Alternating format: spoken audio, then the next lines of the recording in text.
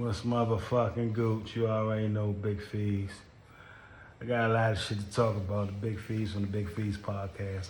Podcast coming back in August. I had to move to the new spot, get the new spot together for the podcast. You know what I'm saying? So, a lot of things going on right now, you know what I'm saying? First of all, let's get into it.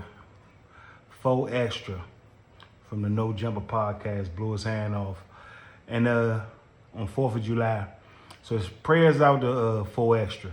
This is what I want to tell 4. Look, nigga, you can rap. I heard your shit. You can rap. That's God talking to you. Your hand coming off is God talking to you. You've been locked up multiple times. You've been in numerous fights. You out here starting fights with niggas. And then your hand come off. That's God talking to you, letting you know, I gave you a gift. I gave you a talent. Get your motherfucking ass in the booth and rap. That's all that is. That's to slow you down so you can do what you do. Go rap, my nigga. You nice. Get in there and rap. Prayers out to 4EXTRA. Now I gotta get into this young Chris and MEMPHIS BLEEK from the Rock podcast. MEMPHIS BLEEK just started a podcast. He brought Chris in and then asked Chris a question about Hov stealing his style. And Chris talking about, I hate that shit. I hate when niggas do that. Let me explain something to you, young Chris from Philly, because you pretty much talking about me, because I'm always saying Hov snatched your style, because he did. You said one key thing to let everybody know that it's real. You said,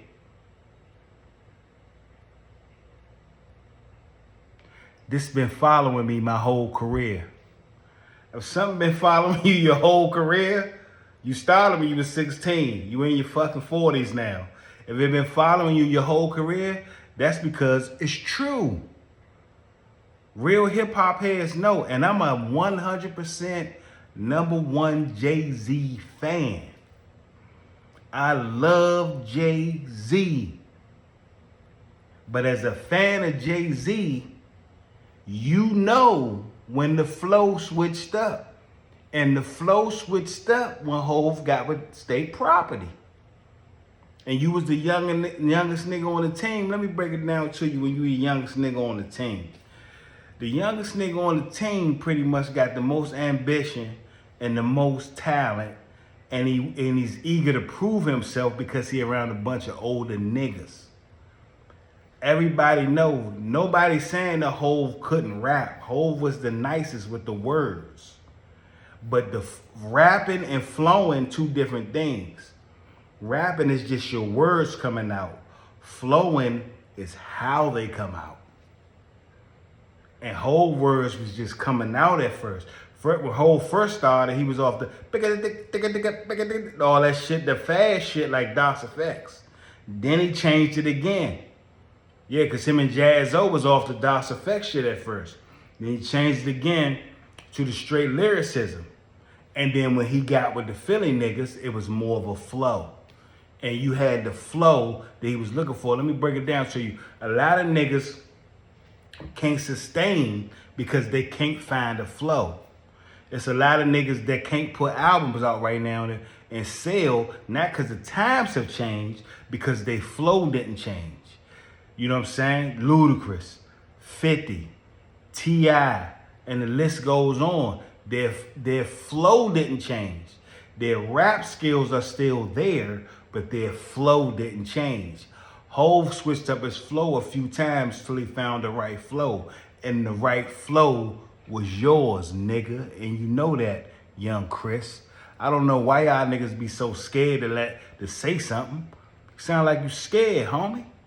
He took your flow. Why? Because you didn't know what to do with it at the time because you was only 16. That's why. It's like an older nigga, it's like a young nigga joining an older nigga. And let me break it down to your street terms. It's like older niggas, right? In the older clique in the streets, it's always a young, ambitious nigga. So niggas in their 20s getting money. It's always a nigga 14, 15, 16 that know how to get money like the older niggas. It's always that. But you don't got the clientele that the older niggas got. You know how to make money, but you don't got the clientele that they got. You know what I'm saying? You know how to get it, but you don't got the clout that they got. So an older nigga gonna be like, let me get that because you don't got the clientele I got. You can't maximize what you're doing. You know what you're doing, but you can't maximize it because you don't know the people that I know. That's all that happened. You came in with the flow. Hove heard that shit. He was like, I need that. You don't know what to do with it right now. Boom, boom. He took the jump from you, and that's his flow. He switched his flow up. You gotta think about it. A lot of niggas don't know how to switch their flow up. That's why they can't sell records. 50 nice, but his flow never switched. T.I. nice, but his flow never switched. Ludacris nice, but his flow never switched. Hove flow switched. Any niggas that's real Hove fans know your flow switched again. From beginning to now, the flow switched. And he stuck with your flow because it worked. So stop being scared, nigga. Nigga snatched your flow and moved on with his career. Now, what I would like to see is Hove play you homage. I want to see Hove pay you some homage. I think it's about time right now. Hove said it got to be necessary for me to get back in the booth. Like, it got to be necessary. Like, it got to be something, like, it got to make sense for me to make another album. It makes sense to me for him to make another album because your flow, young Chris flow from Rockefeller, carried his career. So it's only right that Hov say, fuck it, let me and Chris do a joint album. It's about time. Chris is old that. If you believe Chris is old that, drop it in the motherfucking comments on the Big Fees podcast. Chris old that. Because Chris flow sustained and excelled Jay-Z career. Period. I don't give a fuck what nobody say. Chris, stop being scared. You know that's your flow, nigga. And BLEEK know that shit too. BLEEK, you know that shit, nigga. You know Hov wasn't flowing like Chris. Hov wasn't flowing like that, BLEEK, until y'all met them Philly niggas. Knock it off. Knock it off. I mean, I'm just saying, you know what I'm saying, that we all took from each other and we all, you ain't never take a nigga whole flow. That's a nigga whole flow. If you go back to early Hot 97 and all that shit, Hov was like, when Chris started flowing on the mic, Hov was like, he's only 16. He's 16. He's only 16. He was 16 years old, hanging with Hov. Not just hanging with him as his friend, but hanging with him in the booth at 16. Hov knew, let me get that flow from you. You don't know what to do with it. You don't got the clout. You don't got the clout that I got. You don't got the clientele. I got the fans. Don't nobody know you. Let me get that. Can Hov take you with him? No, he can't. You my competition on the low. I can't take you. Now it's time. I think he owe you. I think it's time for a Hov and Chris collaboration album. Because the only nigga that can bring Jay-Z back, is young Chris. Because Hov know when he get in the booth with Chris, he got to be on point. You know I'm right. Last but not least, my nigga Drizzy just dropped What Did I Miss? He aiming at a lot of niggas that was being phony to him. You know what I'm saying? I really don't like the Drake and LeBron beef because I love LeBron. LeBron my favorite player. I'm sorry. I love Bron. Drake my favorite rapper right now. Everybody know that. I fuck with Drizzy. I hate that this is going on, but Drake gotta put shit down and let niggas know, stop being fake, stop being phony. What did I miss? And he aiming at Kendrick Lamar, really, because Drake put Kendrick Lamar on.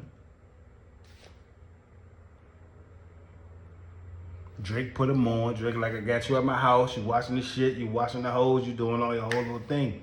What did I miss? What the fuck I do to you for you to come at me like this? I don't want to put you on. If it wasn't for Drake, it wouldn't be no Kendrick Lamar. He co-signed him.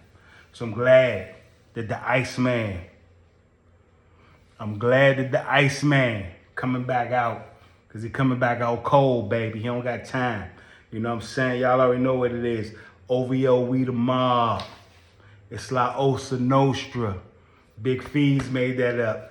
Drizzy, what's up? Let's keep going, baby. What did I miss? Bang it. The Iceman is coming. Okay, I don't give a fuck who on tour right now, who doing whatever. The Iceman is coming. We coming, Brody. Y'all already know it's the Big Feast podcast. Check me out. I start a new season in August, but I gotta keep you updated. Peace.